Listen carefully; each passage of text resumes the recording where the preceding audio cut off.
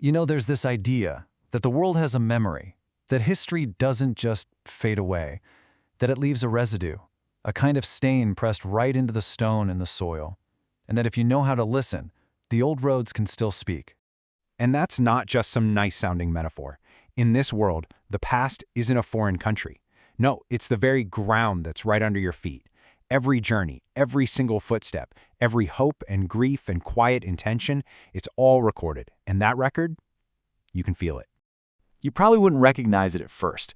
It's just a subtle shift in the air, the kind of knowing that exists below language, something you feel in your body, not in your mind. It's the sense that a place knows you're coming. For a wanderer, these are the signs.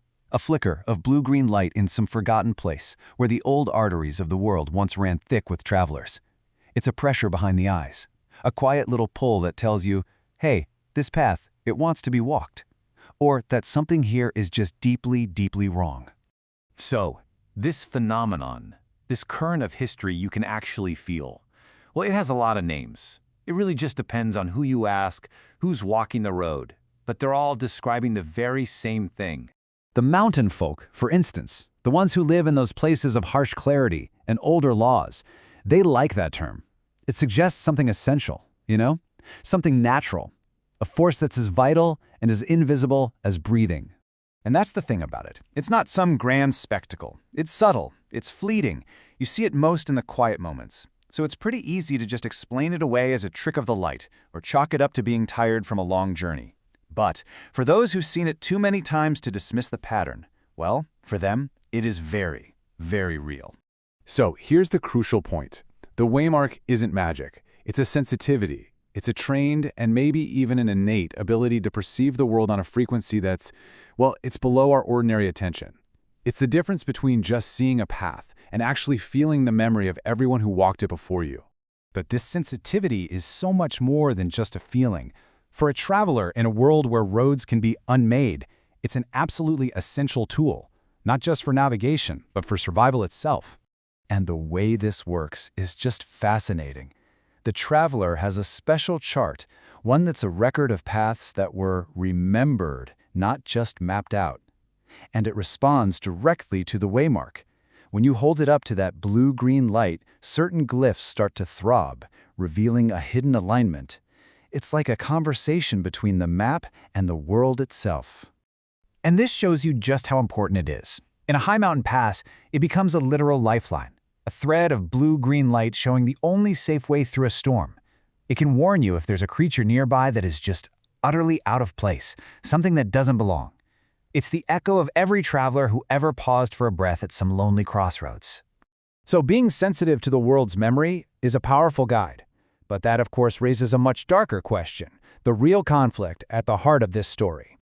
What if a road could be forced to forget?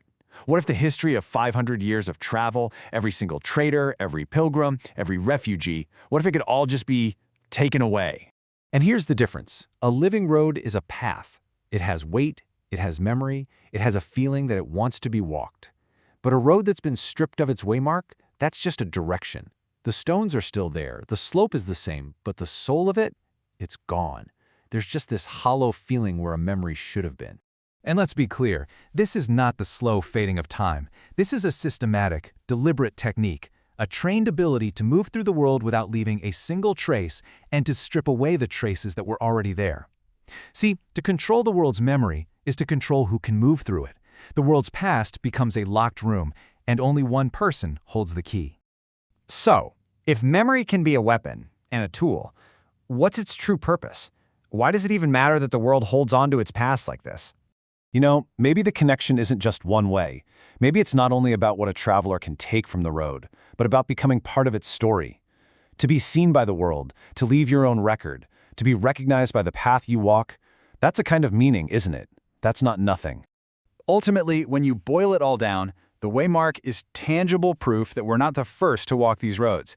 It's the quiet assurance that others have faced this storm, this crossroads, this steep climb, and that their journey has made the way possible for us. It's the living grammar of paths. And if all these waymarks are converging, drawing everything toward a single point, a confluence where all the world's memories might finally meet, well, what happens when we finally get there?